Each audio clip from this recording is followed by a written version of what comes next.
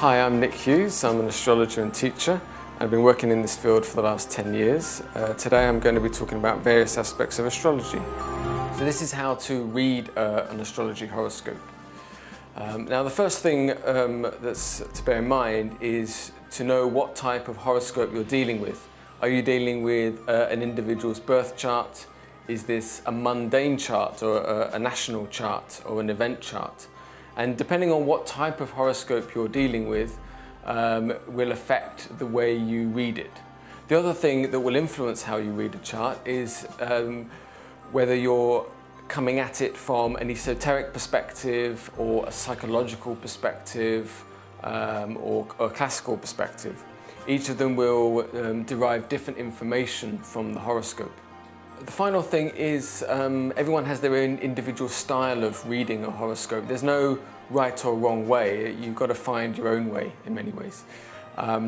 So what I'm going to do now is just my personal preferences and my personal kind of take on it, but this isn't necessarily a hard and fast rule. The first thing I look at when I see a horoscope is to get an overall picture of the chart. Not to focus on only one thing, but just to see the overall flavour of it. If there's anything that kind of jumps out at you, anything that catches your eye. Because it's quite effective if you go from a very general overview of a person or of the horoscope and then get more and more specific as you go more and more into the details. It's a bit like watching a painting. You take in the whole painting initially, and then you can focus and try and describe more of the individual features of the painting a bit later. So some of the more general things to observe in a chart are the elements, whether if someone is predominantly fire or predominantly water, or they have a very weak earth in their chart. Immediately you can draw a lot of information from that. Say if there's not much earth in the chart, the person may not be particularly grounded. So again, it's not a very specific thing, but you may get a general flavour of what's happening. And so then when I'm kind of focusing more on the specifics of a chart and reading that, there are a number of ways I can do that. One is that I can go house by house. And if I go describe what I see in each of the 12 houses, I would have covered the whole chart.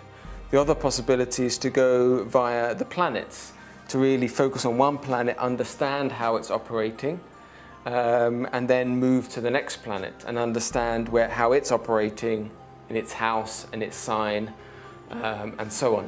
One can really see how all the different components of the chart fit together and describe the person or the client that you're dealing with. Of course, if you want to analyze a chart yourself, you have to really know what each individual component means and what it correlates to. But if you can know the parts, this is a way of bringing the parts together. And that's a brief guide on how to read an astrology horoscope.